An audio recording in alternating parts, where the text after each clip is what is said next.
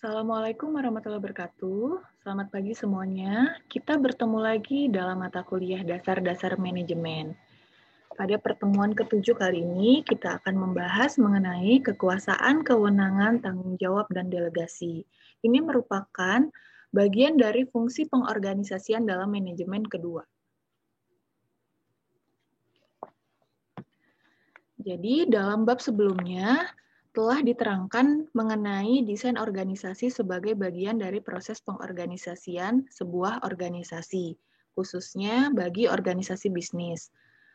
Apapun pendekatan yang diambil dalam menyusun desain organisasi, kesemuanya melahirkan 4 konsep yang juga penting dalam struktur organisasi, yaitu yang pertama ada kekuasaan, kewenangan, tanggung jawab, dan pelimpahan wewenang. Setiap bagian dalam suatu organisasi memiliki kekuasaan, kewenangan, serta tanggung jawab. Ketika kekuasaan, kewenangan, serta tanggung jawab tidak dapat sepenuhnya dipegang oleh seseorang, maka dapat dilakukan apa yang dinamakan sebagai pelimpahan kekuasaan atau delegation.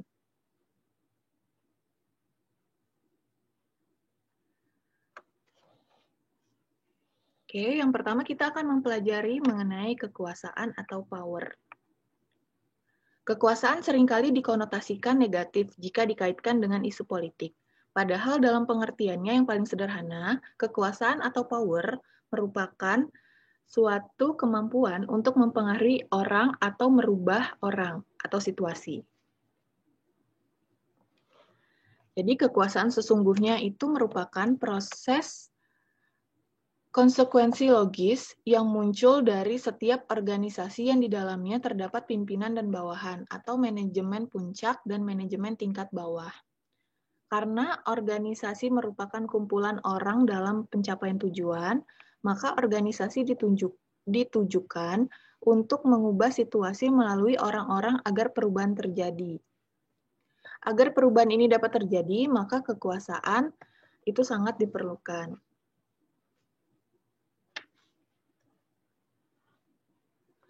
Menurut French dan Raven, terdapat 5 faktor yang mendasari lahirnya sebuah kekuasaan.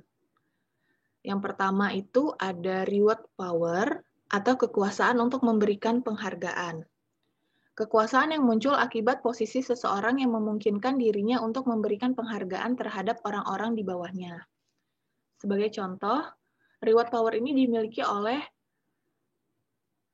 manajer SDM. Nah, di mana manajer SDM ini dia karena memimpin karyawan yang berada di bagian SDM, maka memiliki kekuasaan untuk menilai kinerja bawahannya. Tuh. Apakah berjalan dengan baik atau tidak. Sedangkan yang kedua itu ada namanya coercive power atau kekuasaan untuk memberikan hukuman. Jadi, coercive power ini merupakan kebalikan dari reward power. Nah, dalam kekuasaan ini merupakan kekuasaan seseorang untuk memberikan hukuman atas kinerja yang buruk ditunjukkan oleh sumber daya manusia atau tenaga kerja dalam sebuah organisasi. Nah, jadi kalau dalam reward power tadi, ketika kinerja bawahannya itu baik, maka akan diberikan penghargaan terhadap orang-orang di bawahnya. Namun ketika kinerja orang itu buruk, maka akan diberikan hukuman. Tuh. Dari manajernya. Terus untuk kekuasaan yang ketiga yaitu ada legitimate power atau kekuasaan yang sah. Jadi merupakan kekuasaan yang muncul sebagai akibat dari legitimasi tertentu atau kekuasaan yang sah. Misalnya, seseorang yang diangkat menjadi pimpinan, secara otomatis dia memiliki semacam kekuasaan yang sah atau terlegitimasi. Demikian pula, seseorang yang diangkat menjadi manajer, direktur, dan hierarki pimpinan lainnya. Terus yang keempat ada namanya expert power, yaitu kekuasaan yang berdasarkan keahlian atau kepakaran. Nah, kekuasaan ini muncul sebagai akibat dari keahlian yang dimiliki oleh seseorang, contohnya profesi dokter terhadap pasiennya. Jadi, dikarenakan seorang dokter itu memiliki keahlian dalam mendiagnosis suatu penyakit, maka secara tidak sadar secara sadar maupun tidak sadar, seorang pasien berkonsultasi kepada dokter akan mengikuti apa saja yang diusulkan atau dianjurkan oleh seorang dokter, sejauh hal tersebut bisa membantu seorang pasien untuk sembuh dari penyakitnya. Oke, yang terakhir, kekuasaan yang terakhir yaitu ada referent power. Adalah kekuasaan yang muncul akibat adanya karakteristik yang diharapkan oleh seseorang atau sekelompok orang terhadap seorang yang memiliki pengaruh terhadap seseorang atau sekelompok orang tersebut. Sebagai contoh, ketika rakyat menginginkan sosok pemimpin yang jujur, maka ketika ada sosok calon presiden yang dikenal sebagai seseorang yang jujur, dengan sendirinya sang calon presiden tersebut memiliki apa yang dinamakan referent power. Dikarenakan orang-orang menginginkan karakter yang dimiliki oleh sang calon presiden tersebut, yaitu kejujuran.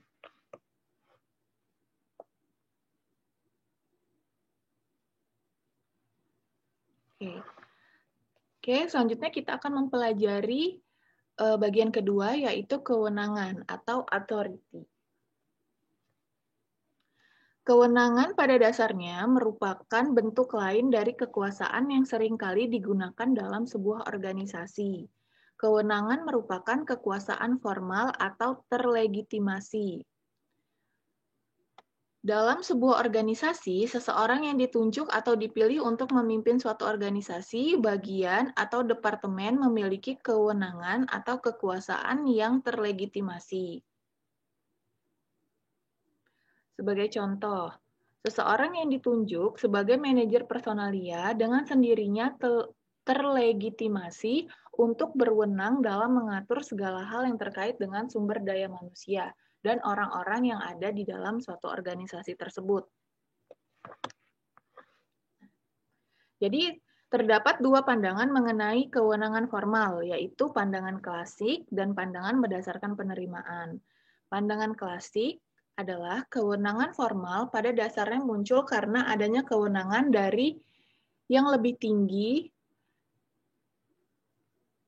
dari kewenangan yang diberikan, bersifat top-down atau hierarki atas ke bawah. Misalnya, seorang manajer mendapat kewenangan formal akibat adanya pemberian kewenangan dari pihak yang memiliki kewenangan yang lebih tinggi, misalnya saja dari direktur utama. Jadi, direktur utama itu memberikan kewenangan terhadap manajer yang ada di bawahnya. Yang kedua, pandangan berdasar penerimaan, yaitu kewenangan formal akan cenderung dijalankan atau diterima oleh bawahan tergantung dari beberapa persyaratan. Persyaratan bawahan menerima dan menjalankan kewenangan formal atasan menurut pandangan berdasarkan penerimaan menurut Chester Barnard dibagi menjadi 4. Ya, yang pertama, bawahan dapat memahami apa yang diinginkan atau dikomunikasikan oleh atasan. Yang kedua, saat bawahan memutuskan untuk menjalankan apa yang diperintahkan, dia meyakini bahwa yang diperintahkan tidak bertentangan dengan rencana capaian tujuan organisasi. Yang ketiga, saat bawahan memutuskan untuk menjalankan apa yang diperintahkan, dia meyakini bahwa yang diperintahkan konsisten mendukung nilai, misi, motif pribadi atau kelompok. Yang keempat, bawahan mampu secara mental dan fisik menjalankan perintah dari atasan. Nah, jadi berdasarkan kedua pandangan ini, bisa dikatakan bahwa tidak setiap kewenangan dapat mengubah situasi ke arah yang diinginkan. Jadi, berbagai jenis organisasi tentunya memiliki kekhasannya sendiri. Apakah cenderung untuk mengikuti pandangan klasik atau pandangan berdasarkan penerimaan? Hal tersebut sangat bergantung pada berbagai faktor internal dan eksternal yang dihadapi oleh sebuah organisasi. Ada beberapa jenis-jenis kewenangan. Yang pertama itu ada kewenangan lini, yang kedua kewenangan staf, dan yang ketiga kewenangan fungsional. Perbedaan ketiga jenis kewenangan tersebut terletak pada jenis keleluasaan dan kekuasaan yang dimiliki berdasarkan posisi masing-masing dalam suatu organisasi. Untuk kewenangan lini. Kewenangan lini adalah orang-orang dalam organisasi yang bertanggung jawab terhadap berbagai kegiatan dalam rangka menciptakan tujuan organisasi. Dipresentasikan oleh chain of command, mulai dari hierarki tertinggi, misalnya direktur, hingga hierarki terendah, misalnya buruh atau pekerja langsung. Nah, jika kita lihat pada gambar tersebut,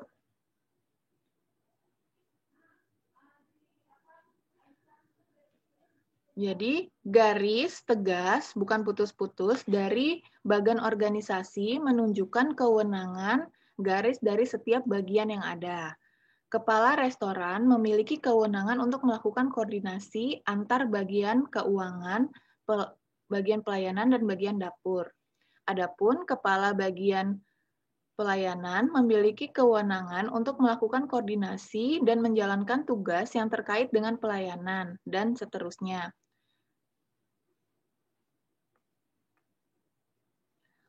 Begitu pula sama halnya dengan bagian dapur. Dia memiliki kewenangan untuk koordinasi dengan bagian di bawahnya, yaitu bagian belanja dan bagian memasak.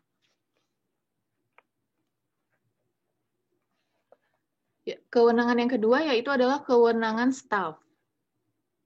Adalah orang-orang yang ditunjuk oleh organisasi untuk membantu bagian-bagian dalam sebuah organisasi yang memiliki kewenangan ini. Orang-orang yang ditunjuk untuk mencapai tujuan organisasi tetapi tidak langsung. Sebagai contoh,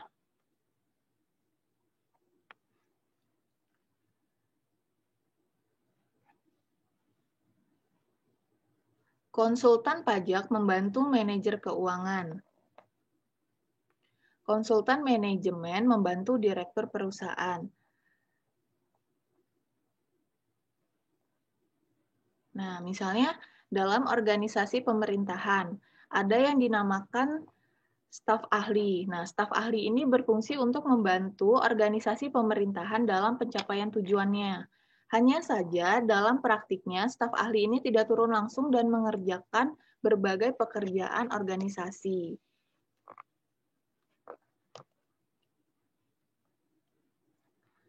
Oke, yang ketiga ada namanya kewenangan fungsional.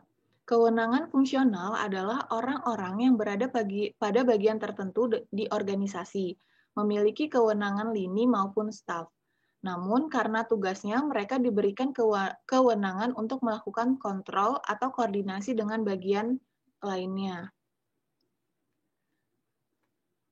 Sebagai contoh, bagian keuangan dengan bagian pemasaran dan personalia.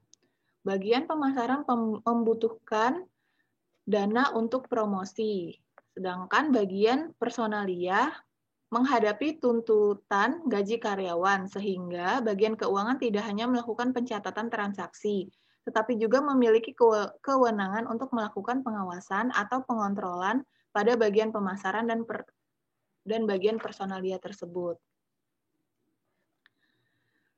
Nah, ini contoh lainnya ketika kita mengambil pada contoh bisnis restoran.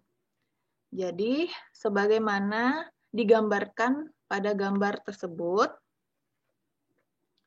karena bagian dapur membutuhkan koordinasi dengan bagian keuangan yang mengatur anggaran untuk di bagian dapur, maka bagian keuangan memiliki kewenangan untuk menanyakan anggaran dari bagian dapur. Nah, kita lihat garis putus-putus ini menyatakan adalah kewenangan fungsional.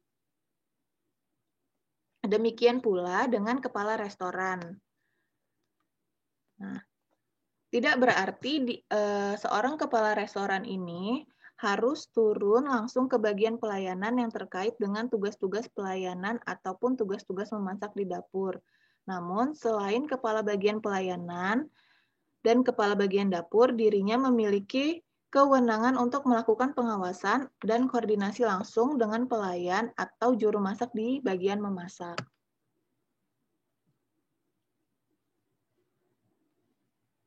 Hal ini diperlukan untuk memastikan bahwa apa yang dilakukan oleh pegawai di tingkat teknis operasional benar-benar bisa mendukung pencapaian tujuan organisasi. Jadi, kepala restoran ini juga memiliki kewenangan terhadap bagian memasak.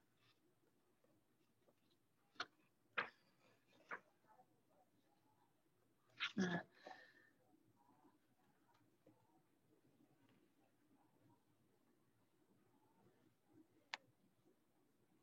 oke.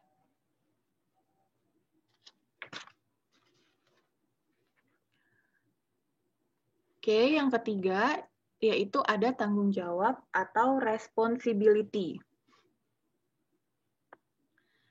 Jadi, setiap bagian atau departemen yang telah dibentuk atau ditentukan serta dihubungkan melalui garis-garis kewenangan maupun garis perintah memiliki satu konsekuensi penting lainnya dalam sebuah organisasi, yaitu yang dinamakan sebagai tanggung jawab.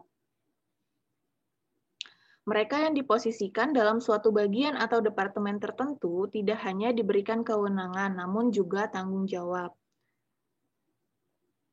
Jika kewenangan merupakan kekuasaan untuk melakukan sesuatu, maka tanggung jawab memberikan arah untuk apa dan kemana seharusnya kekuasaan itu dipergunakan.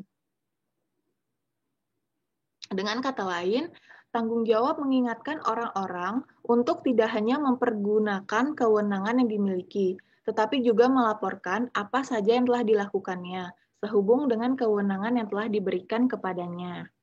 Apakah kewenangan yang telah diberikan misalnya telah mendukung pencapaian organisasi ataupun sebaliknya? Nah, dan oleh karena itu perlu didasari bahwa setiap bagian dalam organisasi itu memiliki kewenangan sekaligus juga tanggung jawab dalam pencapaian tujuan yang diinginkan oleh suatu organisasi.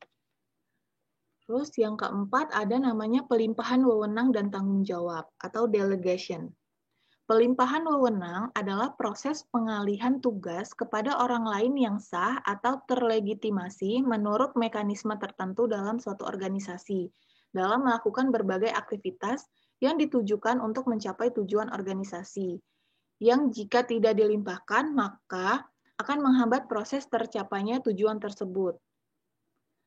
Jadi dengan adanya pendelegasian, pekerjaan keorganisasian dapat tetap berjalan dengan baik meski tanpa kehadiran pemimpin puncak atau atasan secara langsung.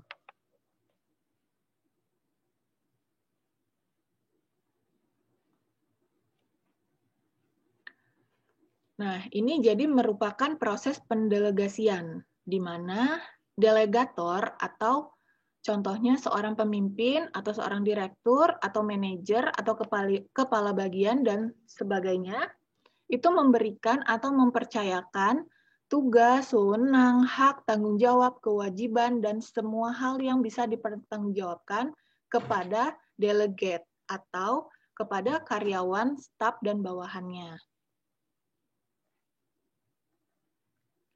Kegiatan dalam proses pendelegasian wewenang. Yang pertama, manajer menetapkan serta memberikan tugas dan tujuannya kepada orang yang diberi pelimpahan atau kepada delegate. Nah, yang kedua, manajer melimpahkan wewenang yang diperlukan untuk mencapai tujuan. Yang ketiga, pekerja atau karyawan yang menerima delegasi, baik eksplisit maupun implisit, memiliki kewajiban dan tanggung jawab.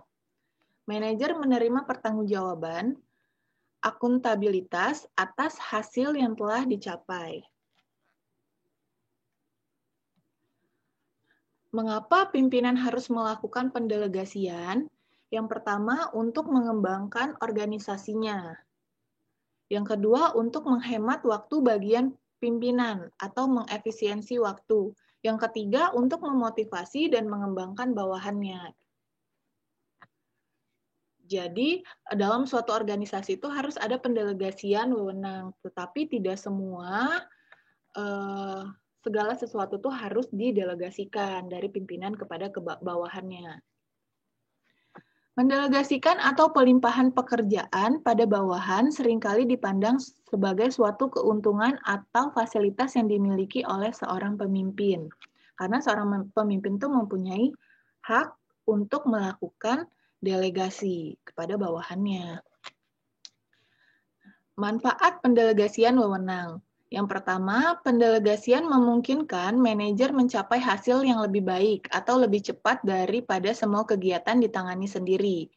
Nah, jadi agar organisasi berjalan lebih efisien, maka diperlukan pendelegasian tugas dari manajer kepada bawahannya. Yang kedua, pendelegasian memungkinkan manajer dapat memusatkan perhatian terhadap tugas-tugas prioritas yang lebih penting. Nah, karena tugas tadi telah diberikan kepada bawahannya, jadi seorang manajer itu dia lebih terfokus untuk mengerjakan tugas-tugas yang dianggap lebih penting atau yang lebih prioritas untuk dikerjakan oleh seorang manajer. Yang ketiga, pendelegasian memungkinkan bawahan untuk tumbuh dan berkembang karena memiliki kesempatan untuk melakukan hal baru, bahkan dapat dipergunakan sebagai bahan informasi untuk belajar dari kesalahan atau keberhasilan. Yang keempat, pendelegasian mendorong tercapainya keputusan yang lebih baik, karena bawahan lebih tahu keadaan di lapang.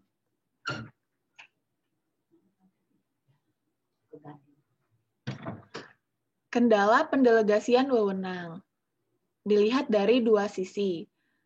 Yang pertama, dari sisi delegate atau orang yang menerima pendelegasian wewenang tersebut. Staf yang tidak memiliki kemampuan atau kapabilitas untuk menerima dan menjalankan sesuatu yang didelegasikan kepadanya justru akan menghambat tercapainya tujuan organisasi. Sedangkan jika dilihat dari sisi delegator atau orang yang memberikan wewenang, pelimpahan wewenang terkadang berdampak pada kurang bertanggung jawabnya atas pekerjaan yang seharusnya dia lakukan. Jadi ada beberapa kendala. Kalau dari sisi delegate itu, misalnya ketika karyawan itu tidak memiliki kemampuan untuk menjalankan tugas yang didelegasikan, itu akan menghambat tercapainya tujuan organisasi. Sedangkan dari sisi yang memberikan pendelegasian wewenang tersebut, seringkali kurang bertanggung jawabnya terhadap pekerjaan yang seharusnya dia lakukan karena dia setelah mendelegasikan pekerjaan tersebut kepada bawahannya. Nah, bagaimana agar pelimpahan wewenang itu berjalan efektif? Yang pertama, kepercayaan manajer terhadap bawahan perlu diiringi dengan pemberian kebebasan untuk menjalankan kewenangannya menurut caranya sendiri. Hal ini disebabkan oleh setiap orang memiliki cara yang berbeda dalam melakukan sesuatu. Nah, yang kedua, adanya komunikasi terbuka antara manajer dan bawahan. Keterbukaan akan memberikan penjelasan tentang keinginan dua belah pihak dan meminimalkan persepsi-persepsi yang keliru terkait dengan pekerjaan. Yang ketiga, kemampuan manajer dalam memahami tujuan organisasi, tuntutan dari setiap pekerjaan, dan kemampuan bawahan. Apa yang perlu dilakukan agar pendelegasian wewenang berjalan efektif? Yang pertama, penentuan hal-hal yang dapat didelegasikan. Yang kedua, penentuan orang-orang dalam organisasi yang layak menerima delegasi. Jadi nggak semua orang yang ada di dalam organisasi itu diberikan delegasi gitu. Jadi kita harus melihat juga bagaimana kemampuan yang dimiliki oleh orang-orang yang akan menerima delegasi tersebut.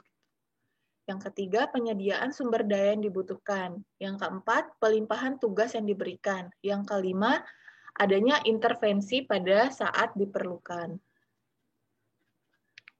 Pelimpahan wewenang bukan berarti pelimpahan tanggung jawab. Pelimpahan wewenang bisa jadi hanya merupakan pelimpahan beberapa hal yang dapat dikerjakan oleh bawahan kita, tetapi tanggung jawab sepenuhnya masih ada berada di pihak delegator atau atasan. Jadi pelimpahan wewenang itu hanya mengerjakan tugas yang diberikan oleh atasannya saja gitu. Tapi tanggung jawab terbesarnya tetap ada pada atasan atau delegatornya. Oke. Sekian materi untuk hari ini. Jika ada pertanyaan dapat kita lanjutkan pada WA grup kelas. Saya akhiri perkuliahan hari ini. Selamat pagi. Wabillahi taufiq wal hidayah. Wassalamualaikum warahmatullahi wabarakatuh.